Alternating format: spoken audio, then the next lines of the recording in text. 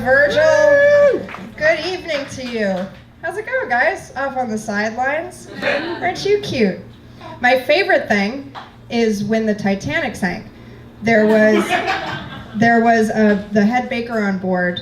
As soon as they hit the iceberg and everyone knew what was going to happen, his way of dealing with it was he was like, I'm going to get incredibly drunk. He just drank everything that he possibly could. And what ended up happening is that the alcohol raised the temperature of his body so much that he was able to survive in the water overnight and was like one of the only people that was rescued the next morning. But that next day, he must have been like, what the fuck did I do last night?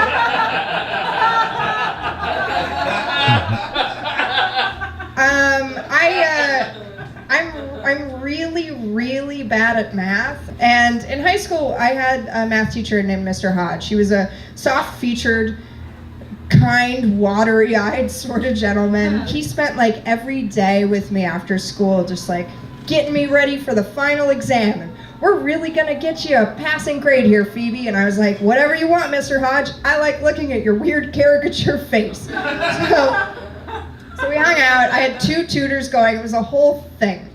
And then finally, the last day of school, I take my test. And then I get it back.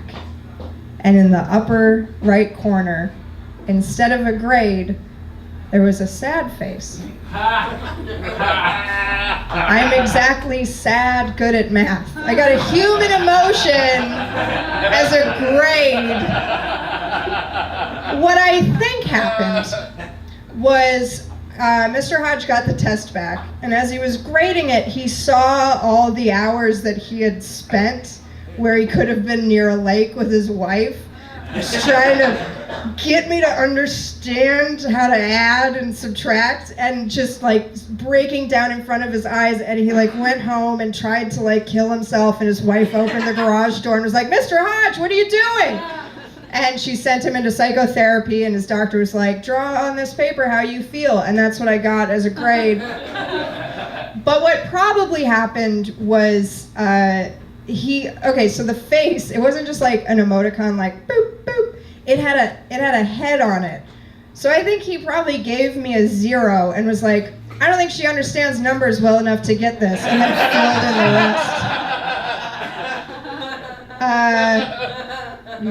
You guys are swell. Okay, so that's my submission. Okay, can I have a poll? That's a set that I would like to submit for a comedy festival. On a scale of 1 to 10, how do you feel it went? As a group. You don't have to lie to me, it's fine. I don't have to use that tape.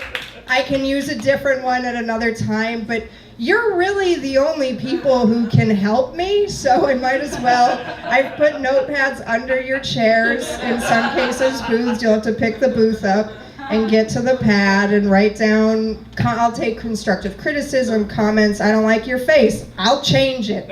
I care so much about what you think of me, it's breaking me from the inside out.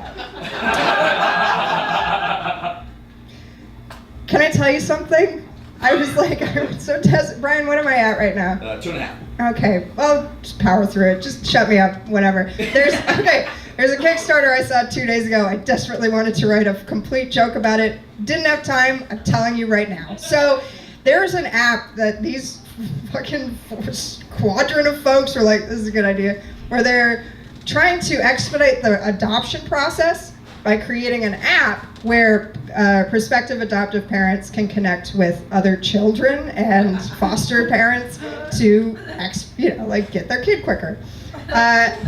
But the way that they've done it, the interface that they've used is Tinder. I thought it was a sketch the first 8 times I watched it, but it's very real. They're like explaining it in the video. They're like, it's a quick, fun, intuitive process. And this husband and wife, this wife's sitting on the couch and she's looking at her iPad, and her husband's like behind her. And they're like looking, and they're like, just swipe when you see a kid that you like. So a baby named Addie comes up, and she's like, swipes right on it. And then another, like a little Asian baby, of course, comes up. They're like, let's be honest about the demographic. And then she swipes right again. And then this like 6-year-old kid named Brian with a little windbreaker who's like, "Hi, I'm next to a pumpkin." And she looks, she turns to her husband and goes, and then her husband reaches over her shoulder and swipes left on Brian. He's like, "No, dear, let me take care of this. Get out of here, you conscious enough to know you're being rejected." And so if you match then, they're like, if you match with a kid, and like what kid is Tindering for new parents actively? They're like, or a parent, then you meet up and whatever. I just love the idea that they were like, no, let's just use Tinder. That's a reliable way where people have found committed long-term relationships reliably. And the worst thing is, like, they didn't even change how it looked, so it just looks like you're trying to fuck a bunch of kids. It's like, oh, I want that one. I should have swapped those two thoughts. I also want the kids to be like, send pics, and it's like a tit, and they're like, I'm hungry. All right, guys, I think that's probably 2.5 minutes. You've been wonderful. Thank you.